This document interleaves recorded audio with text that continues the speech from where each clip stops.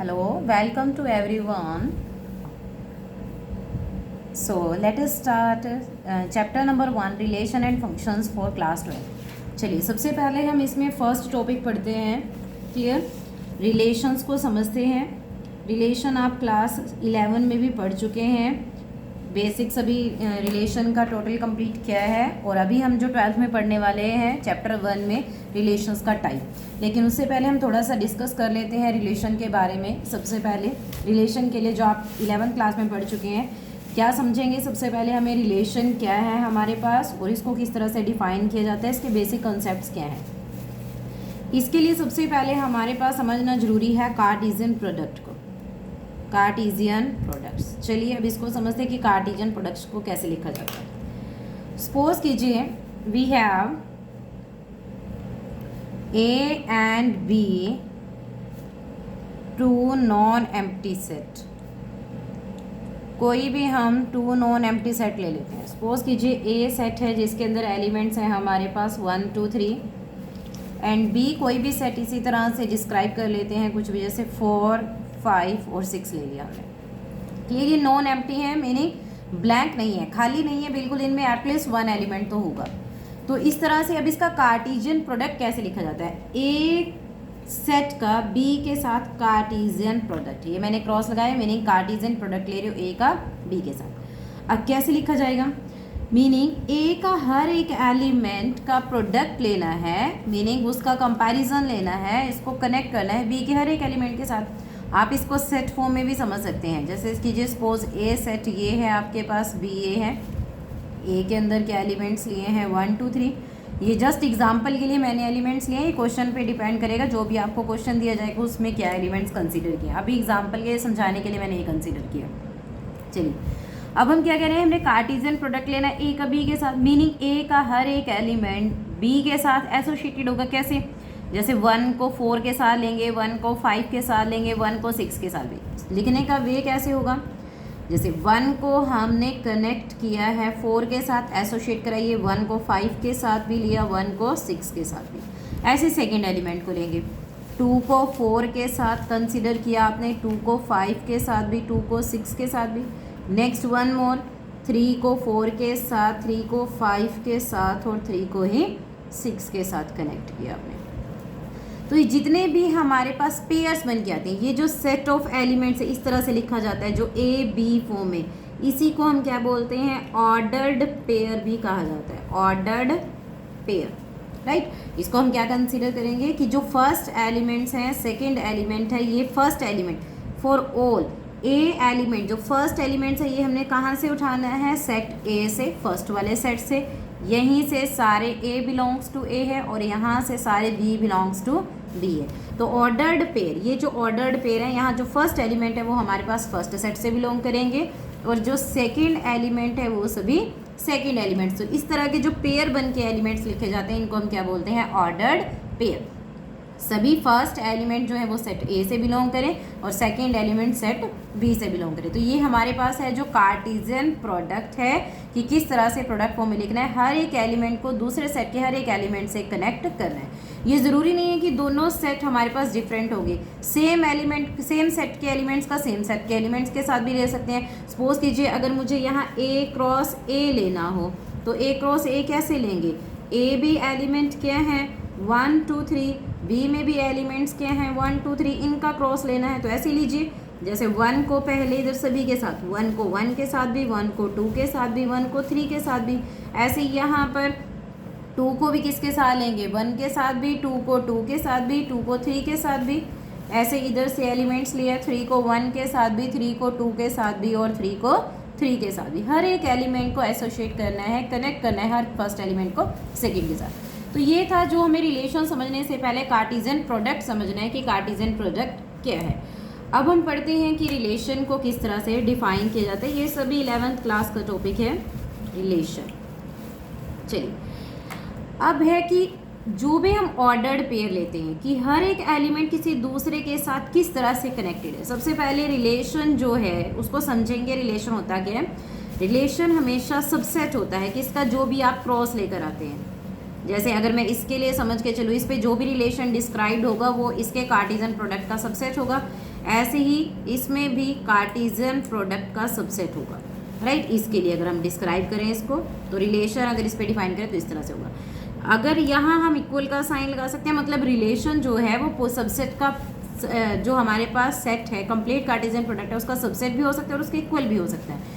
ऐसे ही जो रिलेशन है वो हमारे कार्टेशियन प्रोडक्ट का सबसेट भी हो सकता है, उसके इक्वल भी हो सकता है। चलिए एक एग्जांपल की हेल्प से समझते हैं। सपोज कीजिए आपको रिलेशन डिस्क्राइब करना है। रिलेशन जो है हम कहाँ से कहाँ तक डिफाइन करें। सबसे पहले रिलेशन को सपोज करो मैं सेट ए से बी में, ए से बी में डिफाइन कर रही हूँ। यहाँ पर क्या सेट लिया मैंने, ए से बी में रिलेशन को डिस्क्राइब कर रही हूँ। और रिलेशन है क्या, ऐसे ऑर्डर्ड पेयर का सेट मैंने लिया जहाँ पर सपोज कर लेते हैं, मैं एग्जांपल ले लेती हूँ कि ए जो है या फिर बी जो है वो 2a के इक्वल रहेगा, ऐसा है। और ए सभी कहाँ से बिलोंग करते हैं हमें पता है, जो हमारे पास फर्स्ट ऑर्डर पेयर है वो हमने सेट ए से लेने हैं और जो सेकेंड ऑर्डर्ड पेयर है वो सेट कहाँ से उठाना है, बी से उठाना है। कहने का मीनिंग इनमें क्या रिलेशन है, इस ऑर्डर्ड पेयर में रिलेशन क्या है कि ए और बी में क्या रिलेशन है कि जो बी है वो हमेशा 2 का, मीनिंग ए जो एलिमेंट आएंगे उसका मल्टीपल लिखा जाएगा। चलिए डिफाइन करते हैं। सेट ए हमारे पास सपोज कीजिए अभी हमने लिया जैसे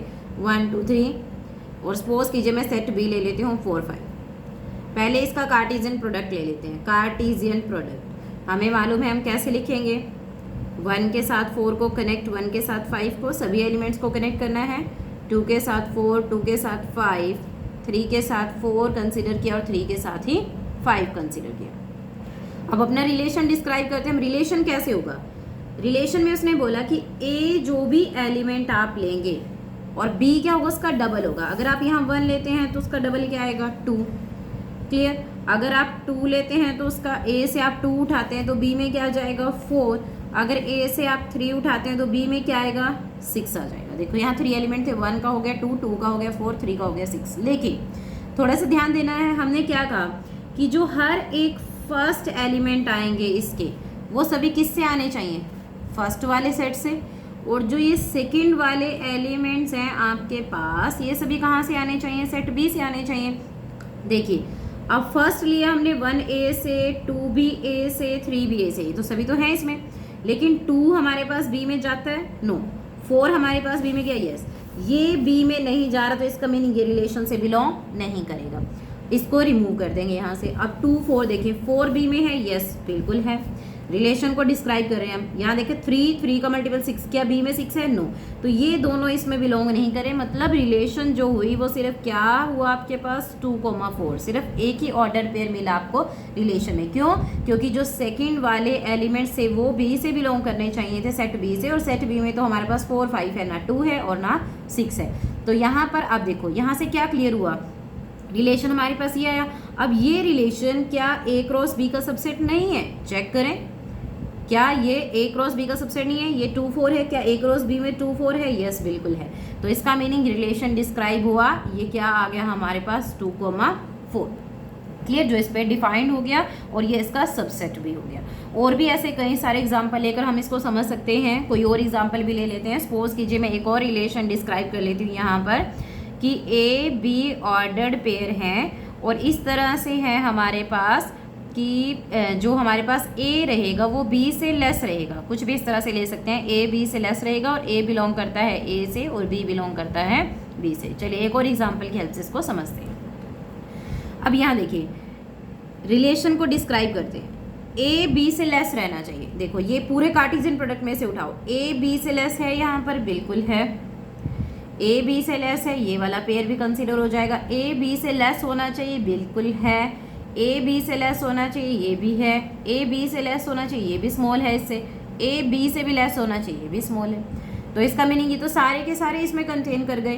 तो इसका मीनिंग रिलेशन जो है सेट नहीं है, क्या है, उसके इक्वल भी हो सकता है, मतलब सारे एलिमेंट्स ए क्रॉस बी में इसके कंटेन कर गए। Right, is it clear, any doubt? चलिए नेक्स्ट, आई थिंक आपके यहाँ पर डाउट्स क्लियर हो गए होंगे, आपको यहाँ पर समझ आ गया है कि रिलेशन क्या है।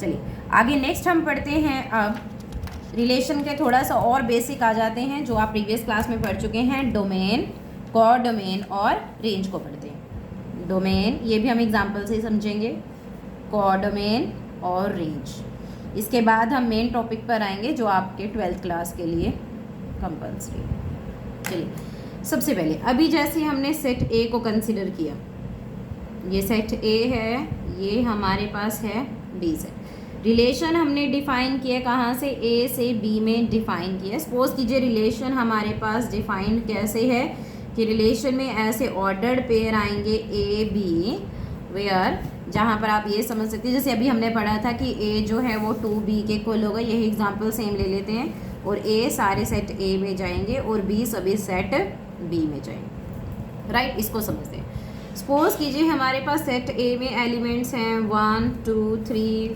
4 5, राइट, और बी के अंदर हमारे पास एलिमेंट्स हैं ऐसे ही 1 2 3 4 5 6 7, कुछ भी इस तरह से हम कंसिडर कर लेते हैं। तो ये जो हमारे पास रिलेशन में डिस्क्राइब करने पर जो ये फर्स्ट एलिमेंट्स हैं, ये सारा सेट जो है ये सेट है फर्स्ट एलिमेंट्स का, ये सभी हमारे पास क्या होता है, डोमेन। और जो ये पूरा सेकंड सेट है इसे हम क्या बोलेंगे, कोडोमेन। कहने का मीनिंग ऑर्डर्ड पेयर में set of first elements is domain. जो फर्स्ट एलिमेंट्स जो हैं, फर्स्ट एलिमेंट इसके, क्योंकि ये सभी एलिमेंट्स कहाँ से आते हैं, ए से ही आते हैं, इसलिए फर्स्ट एलिमेंट्स का फर्स्ट नंबर पे जो एलिमेंट्स उन सबका सेट क्या होगा, हमारे पास डोमेन होगा। और ऐसे ही नेक्स्ट हमने क्या लेना है, कोडोमेन। कोडोमेन में सारे एलिमेंट्स आएंगे, लेकिन ये जो सेट बनेगा, सेट ऑफ एलिमेंट्स, राइट, यहाँ पर जो सेट ऑफ एलिमेंट्स होगा इज रेंज होगा। मीनिंग जो रिलेशन में डिस्क्राइब करने के बाद जो वैल्यूज आपको मिलेंगे, जैसे ए से हमें क्या मिला, 2b मिला, तो 1 का डबल 2, 2 का डबल 4, 3 का डबल 6, आगे फर्दर तो मिल ही नहीं रहा हमें, 4 का भी डबल नहीं है, 5 का भी डबल नहीं है। तो ये जो एलिमेंट्स, तो रिलेशन हमारे पास डिस्क्राइब, जो रिलेशन डिफाइन होकर क्या है ये कि 1 का रिजल्ट हमें b में क्या मिलना चाहिए, a इक्वल टू 2b, या फिर यहाँ थोड़ा सा चेंज कर लेते हैं, a को मैंने 2b बोला है, कहने का मीनिंग b को लिख लीजिए आप 2a, b को लिख लेते हैं 2a। देखो b हमारे पास 2a, अगर आप यहाँ a लिखते हैं तो a को इधर डबल करना है, यहाँ मीनिंग 2, 1 इस तरह से लिखना है। मैं लिख देती हूँ कि b इक्वल टू 2a है, तो b इक्वल टू 2a होना चाहिए। b अगर हमारे पास a 1 है तो ये 2 है, a 2 है तो इधर कितना है उसका, b उसका डबल है, 2 है तो 4 है, और 3 है तो 6 है।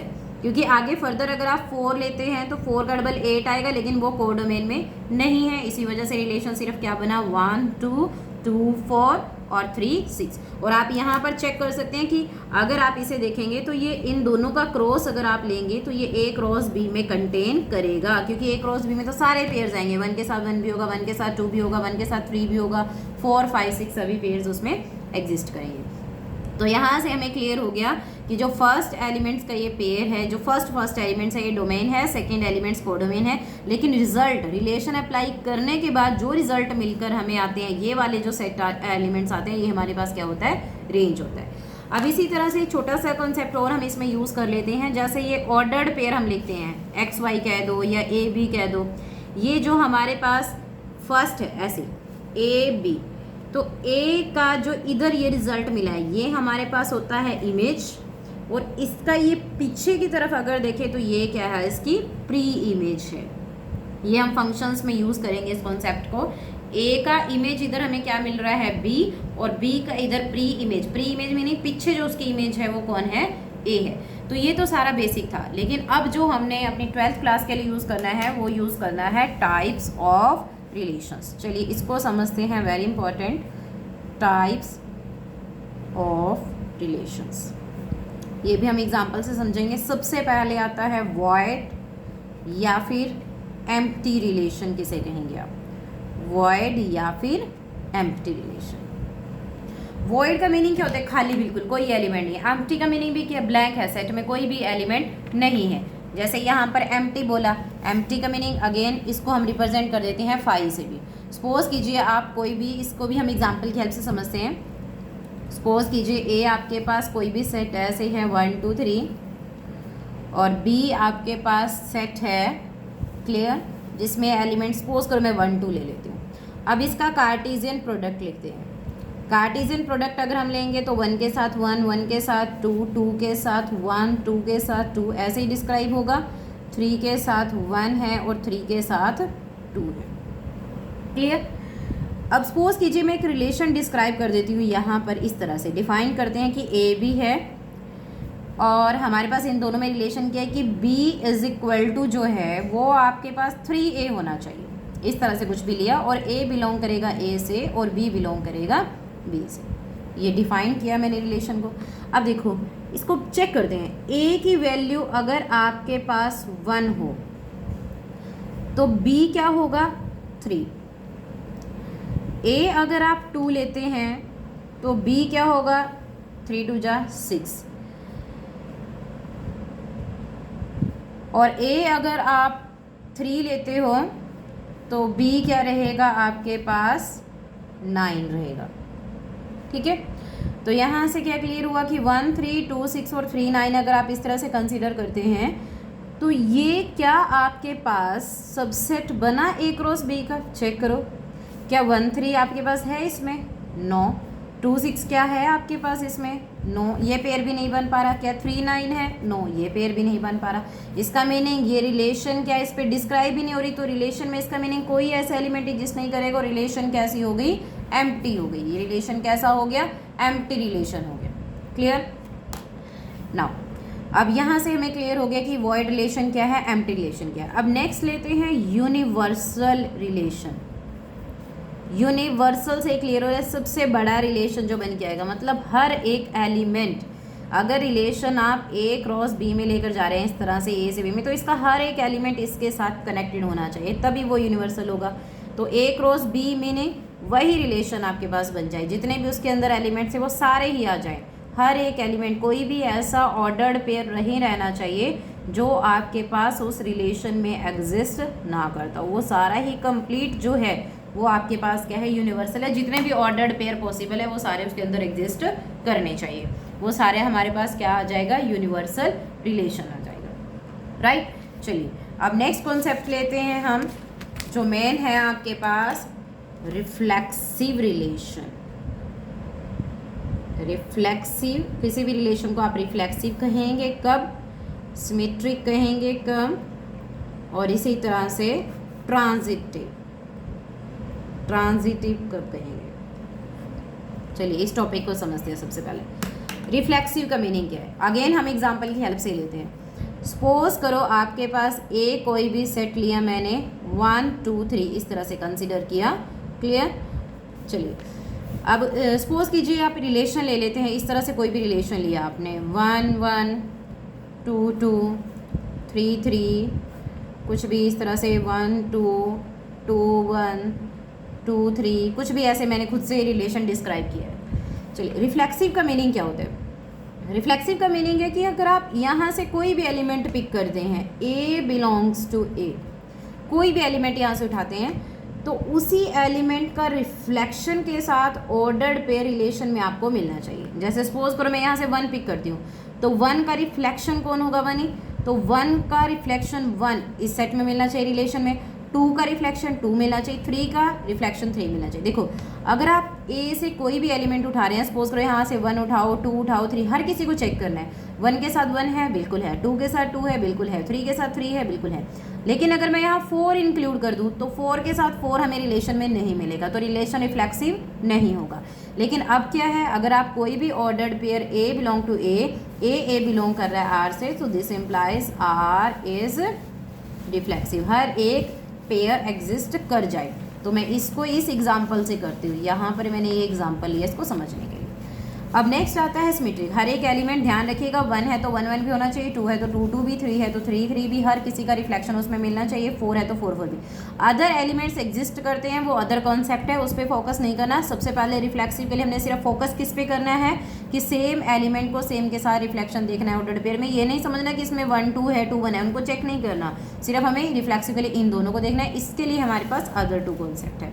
अब नेक्स्ट आते हैं सिमेट्रिक। सिमेट्रिक क्या कहता है, इफ़ अगर कोई भी ऑर्डर्ड पेयर आप रिलेशन से उठाते हैं तो उसका सिमेट्रिक फॉर्म मीनिंग कि इम्प्लाइज, वो ये इम्प्लाई करता है कि बी ए बी बिलोंग करना चाहिए आर से।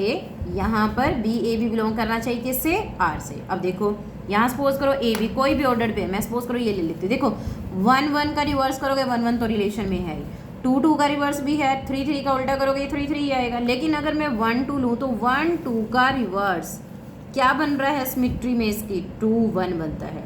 बिल्कुल ये है रिलेशन में दोनों। अगर मैं रिलेशन से 2 3 पिक कर रही हूँ तो इसका रिवर्स रिलेशन में क्या बिलोंग करता है, नहीं है रिलेशन में। तो ये कंडीशन किसकी है, नॉट सिमेट्रिक की, यहाँ पर ये सिमेट्रिक नहीं है। कहने का मीनिंग कोई भी ऑर्डर्ड पेयर आप उठाते हो तो उसका, लेकिन वो ऑर्डर्ड पेयर उठाना अपने रिलेशन से ही है। रिलेशन से हमने ऑर्डर्ड पेयर को पिक किया, उसका रिवर्स करके देखा, सिमेट्री चेक की, उसकी वो रिलेशन में नहीं गई तो नॉट सिमेट्रिक। मीनिंग अगर ए बी बिलोंग करता है आर से, इम्प्लाई करे कि बी ए बी आर में जाएगा, तभी आपके पास आर सिमेट्रिक होगा, अदरवाइज सिमेट्रिक नहीं होगा। क्लियर। तो रिफ्लेक्सिव में सेम को सेम के साथ चेक किया, सिमेट्रिक में उसका रिवर्स चेक किया। अब आता है ट्रांजिटिव में। ट्रांजिटिव में हम सपोज कर लेते हैं कि कोई भी ordered pair a b relation में जाए और उसी तरह से बी ए बी रिलेशन में जाए। कहने का मीनिंग कि ए बी जो यहाँ एलिमेंट है वही सेम एलिमेंट आपने यहाँ कंसिडर करना है कि ए बी यहाँ बी सी ले लेते हैं हम, कि ए बी अगर रिलेशन में जाता है, बी सी भी रिलेशन में जाता है, तो फर्स्ट का लास्ट के साथ पेयर ए सी भी आपके पास रिलेशन में जाना चाहिए, तभी आप कहेंगे कि आर इज ट्रांजिटिव है यहाँ पर। चलिए इसको चेक कर लेते हैं, एग्जांपल ले लेते हैं। अभी सपोज करो यहाँ से मैं कोई भी एग्जांपल पिक कर लेती हूँ, जैसे यहाँ से मैंने 1 1 लिया, 1 1 के साथ आपने वही लेना जो यहाँ एलिमेंट है, वही दूसरा एलिमेंट भी वही होना चाहिए। तो 1 के साथ आप ये पिक कर सकते हैं 1 2। अब देखो 1 1 के साथ 1 2 लिया तो इन दोनों का पेयर बनाओ 1 2। क्या ये रिलेशन में जा रहा है, बिल्कुल जाता है। ये भी मैंने रिलेशन से उठाया, ये भी मैंने रिलेशन से उठाया, और फर्स्ट को जब लास्ट के साथ देखा वो भी रिलेशन में चला गया। लेकिन और कॉन्सेप्ट ऐसे उठाकर चेक करते हैं, जैसे सपोज करो ये ले लेती हूँ मैं, 2 2 रिलेशन में जाता है तो 2 के साथ क्या ले सकते हैं, 2 1 ले सकते हैं, 2 3। पहले जैसे 2 1 ले लेती हूँ मैं यहाँ पर, तो फर्स्ट को लास्ट के साथ लेंगे 2 1, ये भी रिलेशन में जा रहा है यहाँ पर। लेकिन 2 यहाँ पर इसको और किसके साथ लिया जा सकता है, 2 एलिमेंट जहाँ पर फर्स्ट नंबर पर वो ये है, 2 3 अगर रिलेशन से बिलोंग करते हैं तो फर्स्ट और लास्ट, यस ये भी रिलेशन में जा रहा है। ट्रांजिटिव में हमें यही पिक करना है कि कोई भी ऐसा जरूरी नहीं है कि ये 3 गए हैं पेयर तो अदर भी जाएंगे, ऐसा कोई ज़रूरी नहीं है, तो उसी को हमें चेक करना है यहाँ पर। चलिए और एग्जांपल ले लेते हैं, जैसे सेकंड नंबर पर 2 के साथ मैंने कंसीडर किया, 2 2 के साथ यहाँ पर लिया जिसमें 2 एलिमेंट आ जाए, ये दोनों हो गया 2 1 2 3 हो गया। इसी तरह से कोई और ले लेते हैं हम, कोई भी ऑर्डर पे 3 वाला उठाते हैं। 3 में जैसे ये 3 3 है और 2 3 है, यहाँ से 3 3 बिलोंग करता है रिलेशन में, 2 3 भी बिलोंग करता है रिलेशन में। यहाँ 2 3 3 3 वाला, 3 3 वाला तो नहीं हो पाएगा क्योंकि यहाँ 3 नहीं है इसमें, नो नॉट पॉसिबल। इसको पीछे इसको आगे किया जा सकता है।